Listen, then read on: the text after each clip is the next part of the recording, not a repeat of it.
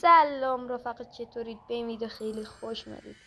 رفقا سعی کنید ویدیو رو خیلی عقب جلو نکنید و دقت کنید که من داخل اون جایی که سنس رو تیکه های سنس رو بهتون میدم چی نوشته. مثلا نوشته اسنایپر اسکوپ یا اسکوپ 2 یا اسکوپ 4. اینا رو بدونید قشنگ دقیقاً و بریم سراغ ویدیو. رفقا من وارد حوزه یوتیوب که شدم الان در حال حاضر فقط به خاطر اینه که من میخوام اکانت بخرم.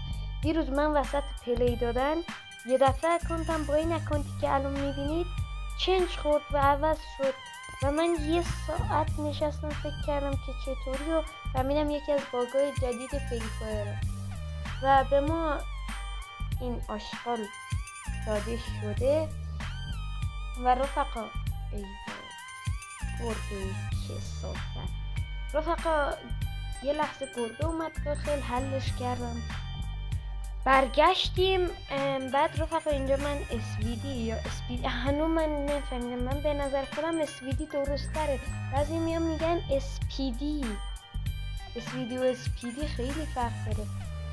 و رفقا ببینید تیر اولو که من میزنم نمیدونم چرا وست میخورد و من خیلی مثلا از این موضوع ناراحت بودم و اینجا بهتون گفتم اینم چند و چیه. قشنگ دقت کنید که سنسا دقت کنید. بعد من گفتم بذارید ببینم تکرار باید بزنم، این چرا باید اولین تیر وست بخوره.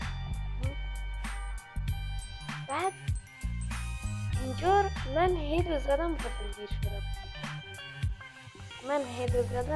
غافلگیر شدم. تو دل خودم داشتم با خودم حرف میزدم که یه دفعه اون هیده رو زدم. بعد رفقا اینجا مونده بودم چی بگیرم که اون گرفتم و خیلی فشار داد اون گانو که گرفت. ببینید اینجا اون گانو گرفت. بعد من اینجا اومدم دنبالش میگشتم که یه دفعه این کرکترم میخواست پر بشه. گفتم بذار پر بشه پیداش کنم. رفتم این پشت یکم چرخیدم و اینو زدم، دیدم اینجا و خیلی راحت یه دو تا بهش زدم. خیلی دیگر بود وستایی که بهش زدم. این سه تا وست بود، سه تاشون هم نقطه‌ای بود ولی قطره جمع گردد من دیده داشتم. بعد خواستم یه پیروزه تکزر بزنم نشد. اینجا خیلی چیتری زدم.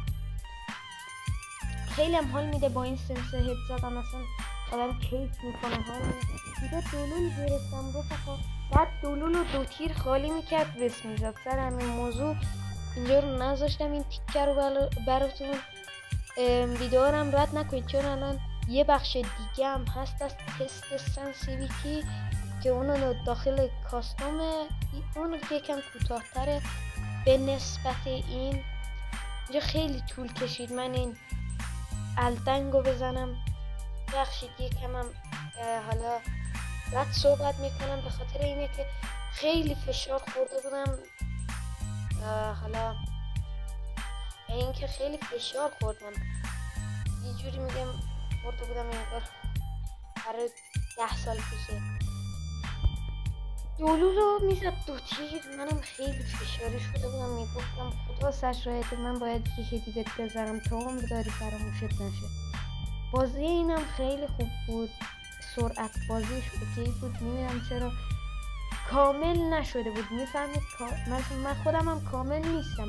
من خودم از 100% به خودم 60% رو میدم و من خودم هم کامل نشدم. اینم از ویو گرفتم چون که اگه از رکوردر بگیرم اونو لگ میزدم، ولی خب حالا مجبور بودم و از رکوردر که میگیرم لگ میشم.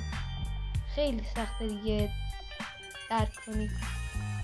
بعد خیلی تلاش و اینا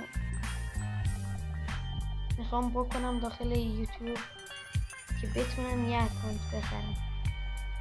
بعد اینجا خیلی باحال بود. اونو زدم از پشت. اینجا هم یه هد به این زدم رفت که ریب بده. همینو زدم همون یکی.